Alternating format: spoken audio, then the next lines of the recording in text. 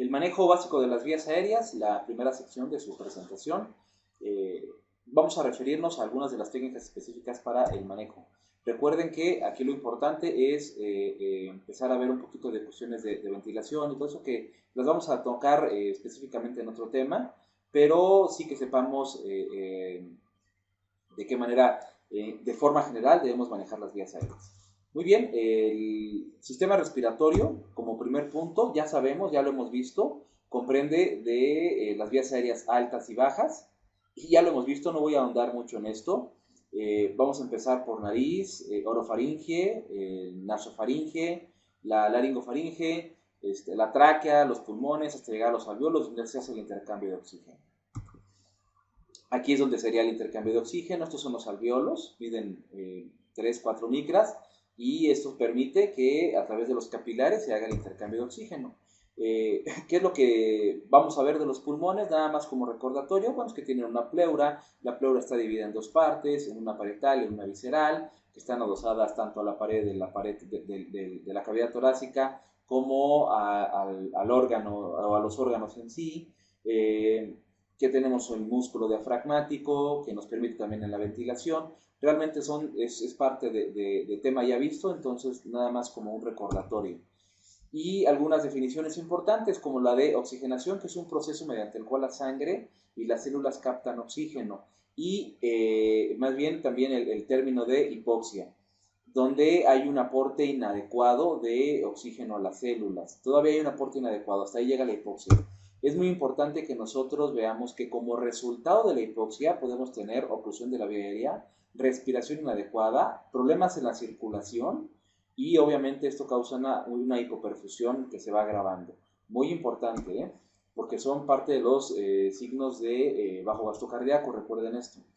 Algunos signos de hipoxia son frecuencia cardíaca aumentada o disminuida, bajo gasto cardíaco, alteración del estado mental, bajo gasto cardíaco, agitación, bajo gasto cardíaco, elevación inicial de la presión arterial, seguida de un descenso, bajo gasto cardíaco y cianosis. Todos estos son datos de un bajo gasto cardíaco, quiero que lo tengan presente. La hipoxia puede generar entonces la cianosis, pero muy importante que ustedes recuerden que la cianosis es un signo tardío de la hipoxia. Ocurre primero, antes que otra cosa, una alteración del estado mental. Entonces, si yo tengo al paciente frontalizado, hay una alteración del estado mental, quiere decir que el lóbulo frontal está siendo dañado por la falta de oxígeno, ya me está dando datos de hipoxia. Es muy importante también que lo tenemos en cuenta.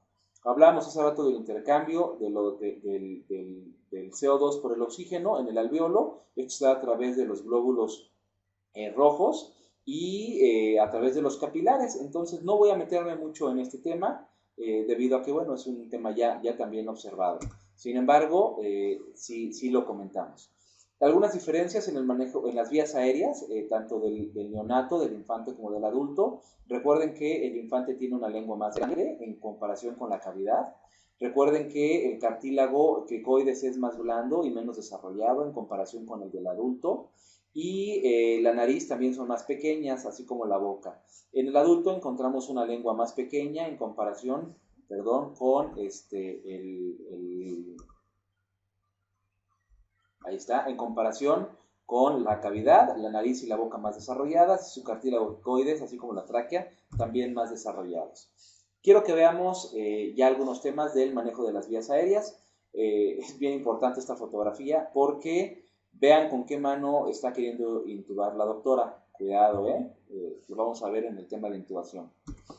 Muy bien, punto número 1, hay que protegernos. Aislamiento de sustancias corporales a través de gogles con cubrebocas y guantes. Entonces, muy importante, aislamiento de sustancias corporales como primer punto.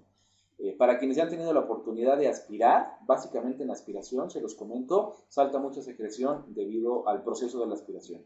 Hay que tener cuidado. Primera técnica que vamos a aprender se llama técnica de dedos cruzados o técnica de monedero.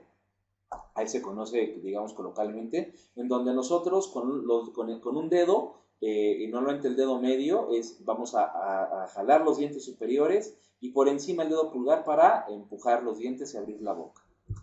Hay que inspeccionar en muchas ocasiones si tenemos algún objeto en la boca. Esta técnica nos puede servir para eso, saber si tengo dientes rotos, alimento, algún cuerpo extraño. Para eso me sirve esta técnica. También para algunas otras maniobras, como la colocación de la cánula orofaringea o la colocación del laringoscopio, me puede servir esta técnica. La cánula de la mascarilla laringea también me puede servir esta técnica. Entonces, la técnica de dedos cruzados. También me puede servir para la aspiración. Antes de la aspiración hay que inspeccionar si hay algún objeto extraño dentro de la boca, remover bajo algún barrido los dientes si es que están sueltos, puentes y cosas así. Nosotros como profesionales del área médica debemos tener cuidado en que el paciente no nos vaya a morder o que se vaya a estimular el reflejo nauseoso y vaya a volver el estómago. Entonces es un punto importante a tomar en cuenta. Aquí tenemos, la evaluación de la respiración. Es muy importante que sepamos cómo va a respirar el paciente y de qué manera va a respirar. Entonces, sonidos que nos indican que hay problema de obstrucción: ronquidos, gorgoteo, estridor o graznidos. Esto nos indica que hay un problema de obstrucción.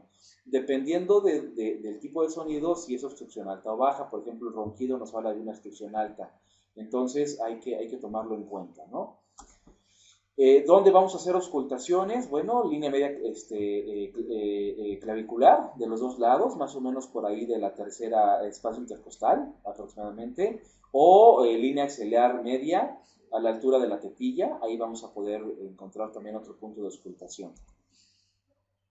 Vamos a evaluar la calidad de la aspiración, de la ventilación o de la respiración cuando nosotros coloquemos el estetoscopio. ¿Qué vamos a buscar? Bueno, los sonidos respiratorios. También vamos a ver a través de una inspección visual si hay una expansión torácica y si hay uso de músculos accesorios.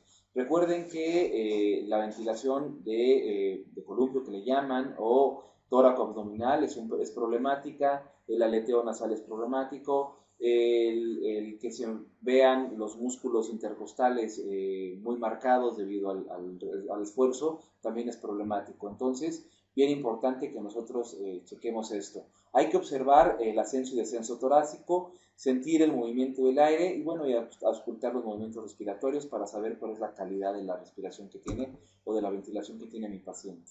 Datos importantes que debemos recordar: las frecuencias respiratorias en adulto de 12 a 20 más o menos 4, de 15 a 30 en niño y en infante de 25 a 50, normalmente en neonatos es la frecuencia respiratoria. Entonces, para que lo tengamos ahí en cuenta.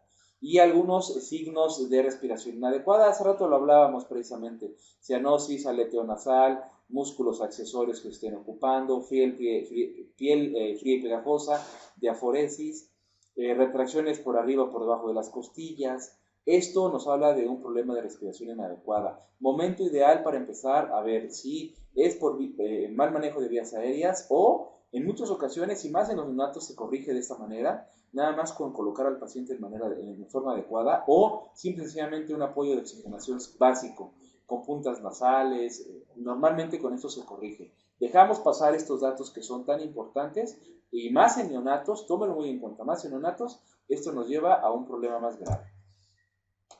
Vamos a hablar de las técnicas de aspiración. Primero, es importante que las técnicas de aspiración nos sirven para remover tanto sangre, vómitos, secreciones o cualquier líquido y en algunos casos partículas no tan grandes que vengan de boca. Depende de la cánula que vayamos a ocupar, ya sea rígida o blanda, es importante que sepamos cuánto podemos absorber. Cuando se escuchen gorgoteos, se encuentre una sustancia al abrir la boca, se debe succionar inmediatamente.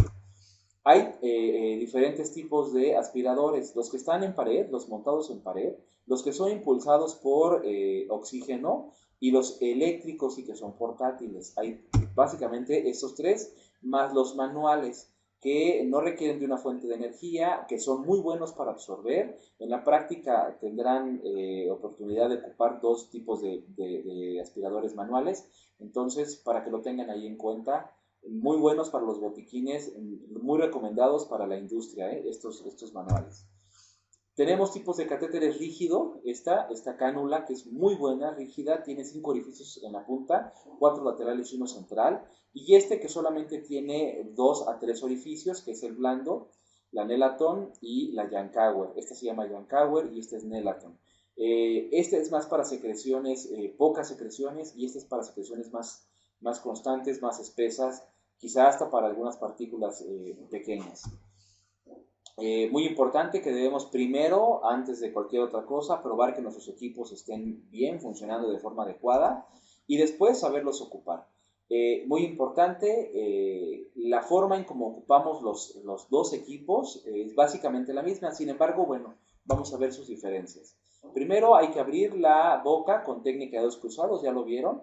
La inserción normalmente es lateral, no central. Vean cómo estamos metiéndola de forma lateral y no central. Muy importante. Y el objetivo es que nosotros vayamos introduciendo la cánula, cualquiera de las dos cánulas, sin succión hasta abajo, y se succiona en la parte de abajo. Quiere decir que yo ocluyo o no tapo, dependiendo del tipo de cánula. En la cánula rígida, yo nada más voy introduciendo la cánula y ocluyo el orificio para succión, ya que está la cánula adentro. En la cánula blanda, yo voy introduciendo con sellado de la cánula a través de un doblez y aspiro cuando ya está adentro. Empezamos a aspirar en el momento en el que tapamos el orificio de la cánula Yankauer. Aquí está el orificio. He de recordarles que hay algunos modelos de cánula Yankauer que no tienen este orificio. Entonces, habremos de saber cuál es el que tenemos para poderlo utilizar de manera adecuada. Las cánulas blandas deben ser utilizadas y se deben introducir haciendo una medición idéntica a la que hacemos para la orofaringia, del lóbulo de la oreja a la comisura labial. No podemos introducir más de esto, y son muy recomendadas para el tubo endotraqueal, entonces hay que tomarlo ahí en cuenta. No hay que succionar por más de 15 segundos. Yo normalmente les recomiendo que sean 5 segundos, se enjuague y después otros 5 segundos, a lo más 10 segundos se enjuague y luego otros 10 segundos. Y muy importante, es necesario que estemos checando las condiciones del paciente durante la aspiración, porque lo vamos a ver un poquito más adelante, hay que ventilarlo, quizás oxigenarlo previamente y después de la aspiración. Las secreciones y el vómito no pueden ser removidos de manera rápida y eficiente en algunas ocasiones, entonces hay que rotar al paciente de lado para ayudarle, si es que así fuera, ¿no? Entonces hay ocasiones en que no se puede, ya sea que la rotación sea a través de la posición de seguridad que hemos ocupado, normalmente muy conocida por los técnicos en urgencias médicas o las enfermeras, los médicos, o a través de la misma camilla, la tabla larga, ¿no? Monitorizar la frecuencia cardíaca, porque la hipoxia nos puede dar datos de frecuencia cardíaca que se eleva o que disminuye. Y checar normalmente durante la aspiración también el oxímetro de pulso, bien importante, para que lo tengan ahí en cuenta. Hay que hiperoxigenar, les decía yo antes y después, por lo menos unos 10 segunditos hay que hiperoxigenar al paciente. Durante la succión hay que checar qué datos me está dando el paciente, básicamente de los signos vitales. Entonces es bien importante que nosotros estemos monitorizando. La aspiración, recuerden, puede mover los datos, los signos vitales del paciente. Entonces, para que si nosotros vemos que hay un ascenso o descenso de los signos vitales muy brusco, por favor dejen de aspirar, recuperen al paciente a través de la oxigenación o de la ventilación si fuera necesario, y después volvemos a aspirar. Pues básicamente estos son, digamos que algunos datos importantes para complementar los videos de muestra que tienen en su plataforma. Por ahí tienen una segunda presentación que nos habla de la cánula orofaringia y de la nasofaringia. Que tengan bonita tarde.